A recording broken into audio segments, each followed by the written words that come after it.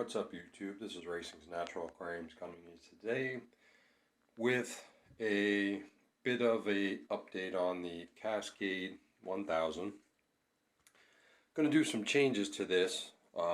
Right now I actually have some biomech from Eheim down here in the void to stop the break up the water flow and try to break up the muck before it actually hits this bottom tray, which is filled with the coarse, medium, and fine filter media. And then in these trays are the more of the biomech, and there's some biomech and then Purigen and something else in there. But I'm going to do a little change up on this.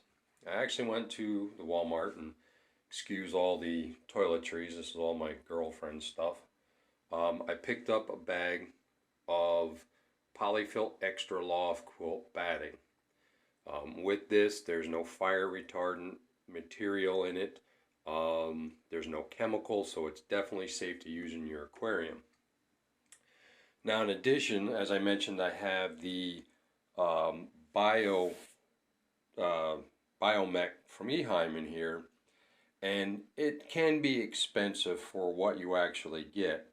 And because my tank has kind of exploded with new fry from my platies, from my cories, from my guppies, it required a lot more maintenance, a lot more tank husbandry with water changes.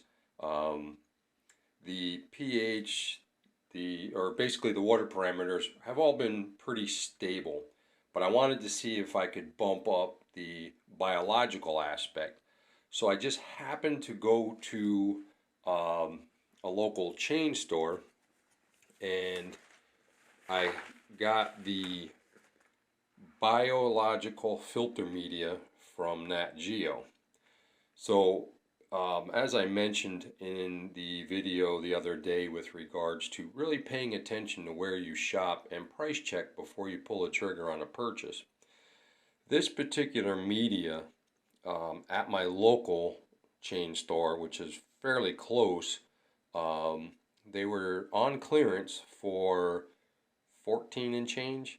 New, it was 16 and change, which is about the average cost between this and the biomech from Eheim, which I think would probably outperform this, but I'm willing to give this a shot.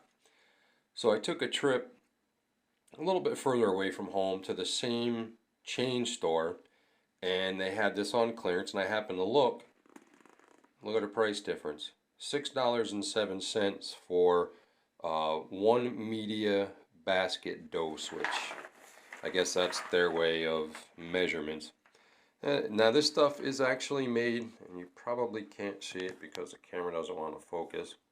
It's actually made in Germany, which kind of makes me wonder, what is the real difference between the Nat Geo and the Eheim that I'm running in here, if they're both made in the same place? I mean, it's kind of like Sun and Aquatop sharing the same warehouse, making the same product, and just slapping a different name on it. So in any case, I just removed the filter from the tank. It's been running for probably 2 months, give or take. With the setup that I had, and hopefully I'm not going to take a bath here. And as you guys know, with that film one-handed, it can be a bit of a pain. There goes the water drain. Definitely with this filter, I will say disconnecting this from the tank is as simplistic as can be, with very minimal water winding up in my plastic bin.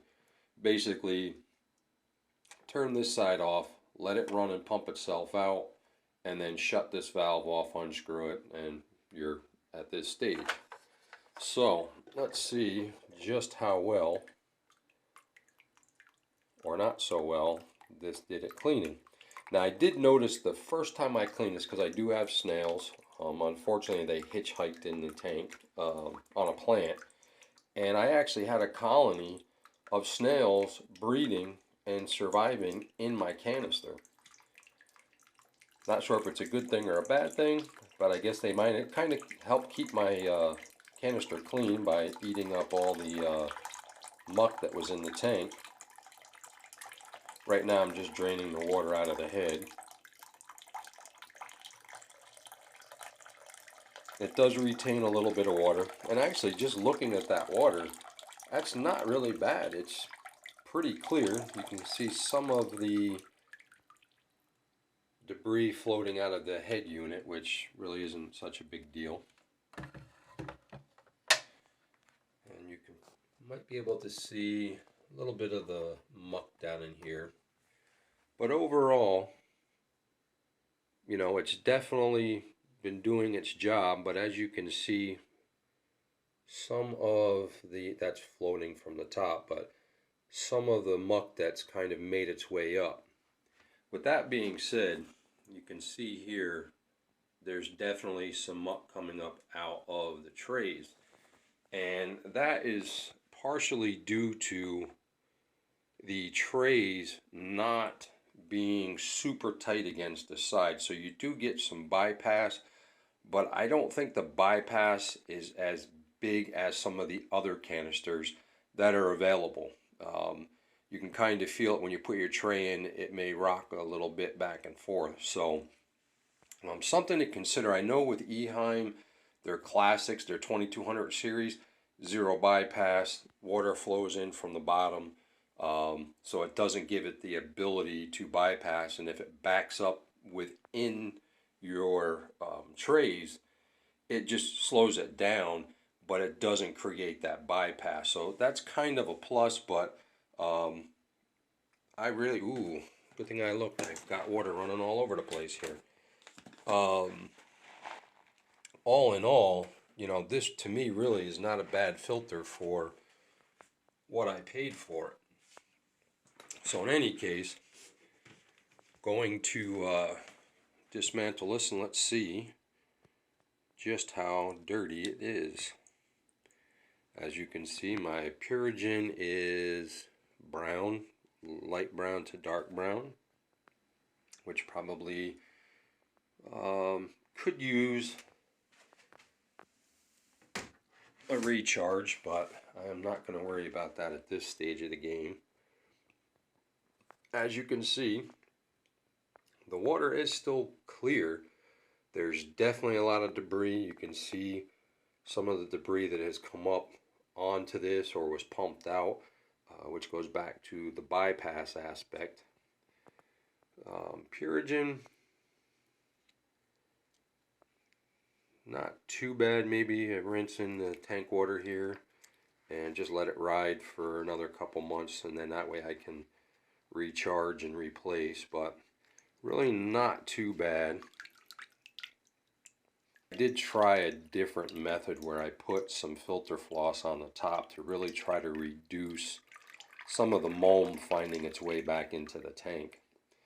So it really didn't do too bad. I mean, you can still see the well, maybe you can't see some of the biomedia down in there through it, but there's definitely a lot of debris on there. So that in itself, and as you can see, it looks like there might be, yeah, there's a snail shell in there. Not as bad as when I first did it, but the key here is you really want to try to keep your biomedia as clear as possible so it doesn't look like this, because you know it'll actually start to smother the bacteria over time, and it really reduces the efficiency of what you're trying to accomplish by having this biomedia in there. So you can see over in this corner there's quite a chunk of garbage right there. So with that, you really want to try to trap as much of the debris, the heavy muck down in here, and then slowly get cleaner water before it exits the filter or the polishing pad, and then as it hits the biomaterial, it'll actually stay cleaner. So definitely worth setting up right. So I tested this, I tried it. My tank definitely is clear, but I know it can be clearer as far as getting rid of a lot of that micro debris. So at this point I'm going to break this down. I'm going to rinse off my media. I'm going to rinse off the new media. I'm going to actually use this polyfill to try to add a little bit more mechanical filtration, and then over time we'll see how it works. Alright, so we have the bottom Biomech in some tank water. Give that a little bit of a rinse. And there were a couple snail shells in here, which probably helps to keep my pH in balance. But as you can see, definitely dirty.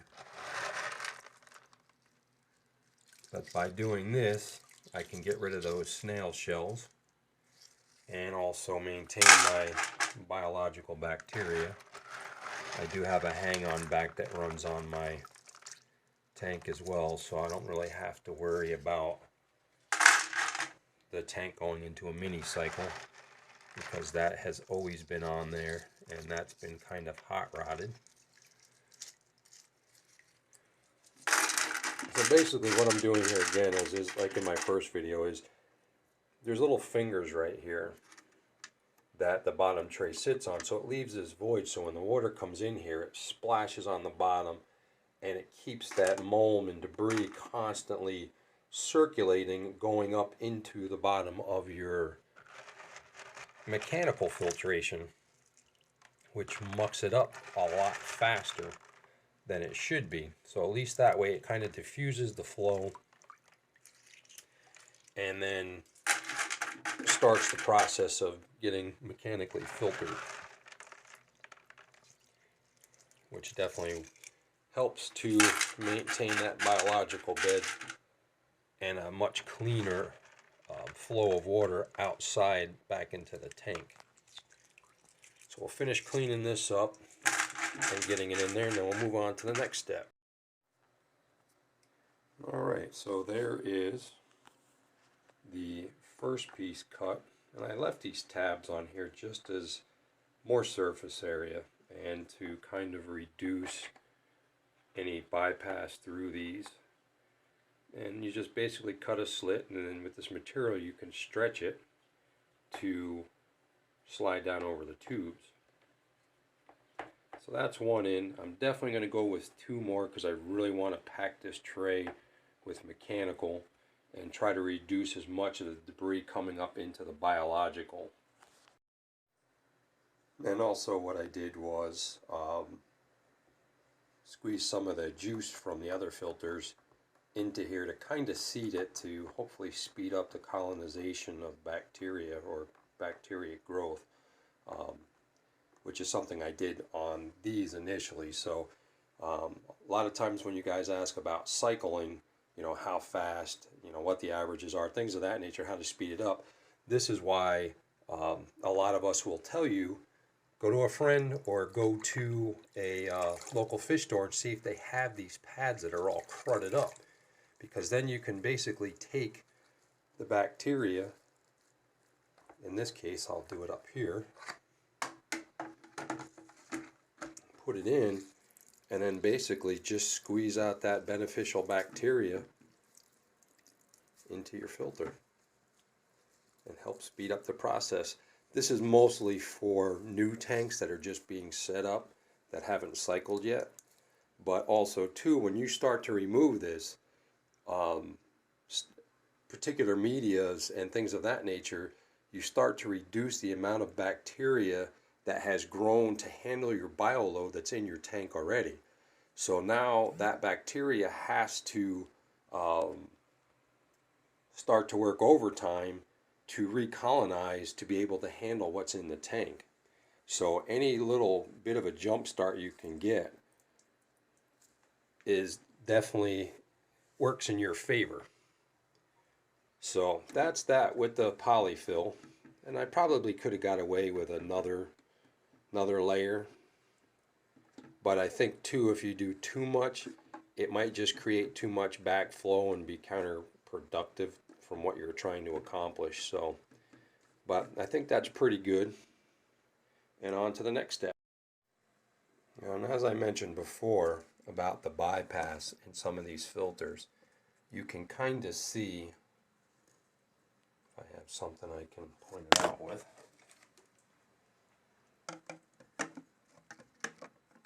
You can see right there is the bypass. You can see that that scissor is actually fitting down in between the trays. So if this gets too mucked up, it's going to create it to force it out the sides and up and then back in, which was kind of why I had that other filtration at the top, was to catch any of that unfiltered bypass before it went out. I know I read somewhere, and just thinking of things logically, you could actually take that quilt bedding and actually put it around the sides of these trays.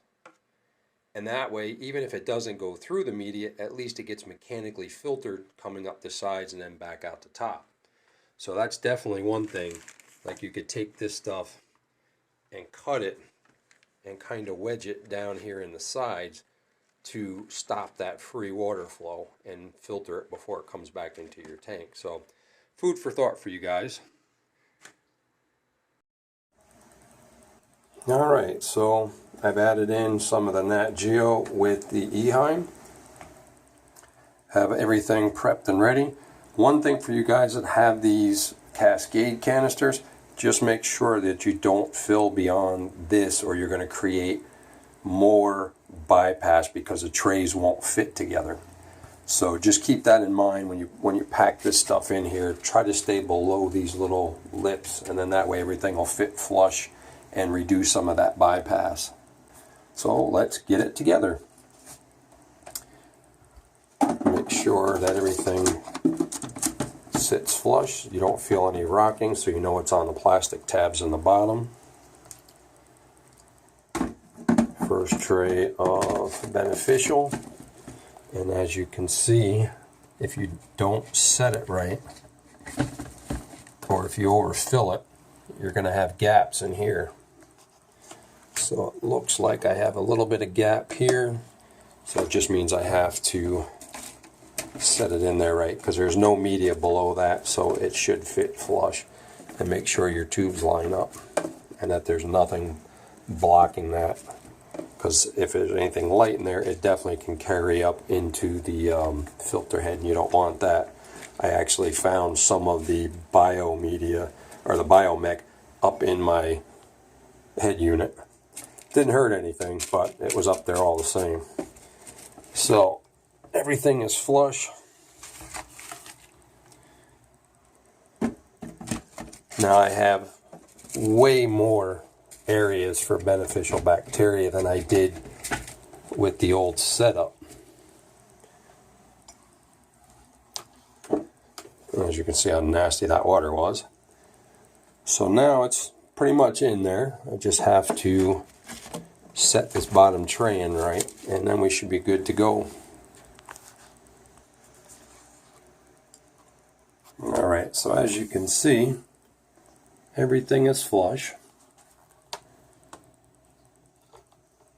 Coarse, medium, fine, biological, all the way up. Get this unit going. Main thing you want to do is check for leaks. Make sure that your latches are tight. And I know a lot of guys talk about, or girls and guys talk about, problems trying to prime their canisters. Now this is empty. I mean, one step would have been to fill it up and then go from there, but I'm showing you as if it were a new one. So the best thing to do here is, this is your intake and your outtake. Makes life easy. Don't over tighten these, because you'll never be able to get them off, and you don't want to create a leak by causing a split down here. So what I do is I open up the intake. There's still water in the lines. You can actually hear it running in already.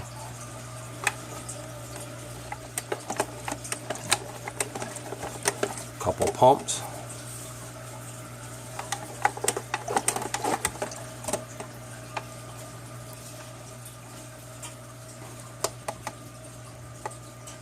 And this, by the way, is doing it not filled. Now what you do is, now that you have back pressure on here, once you get water in here, you want to rock this to get out any air, so that way you don't get air coming out. So now that I've got some flow in here, I still have water in the lines. You can just open the intake and you can hear the water flowing. You can hear the biomaterial kind of moving about. And this is what I was talking about here with the bypass. You can see just a little bit. So a couple pumps. And it's already full. Quick and easy. Remember what I said, check, make sure there's no leaks. Everything looks good. Don't feel any wetness. Nothing dripping from the hose. So now let's turn it on. And as you can hear,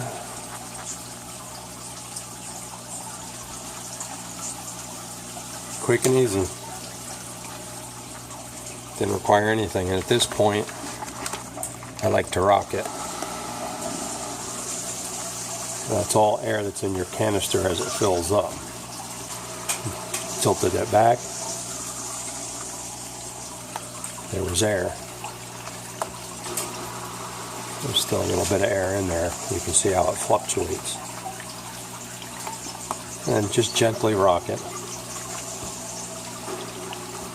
And the key too is make sure that you trim your hoses accordingly. This one probably could have been a little bit shorter, but as you saw, it took little to no effort to get prime.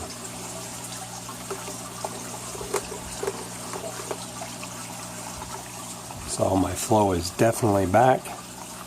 Water's running. So I will give you guys an update on how well that Nat Geo works, and we'll go from there. Thanks for watching. Remember to like, comment, and subscribe. Keep those sleeves wet. Racing's Natural Aquariums out. Peace.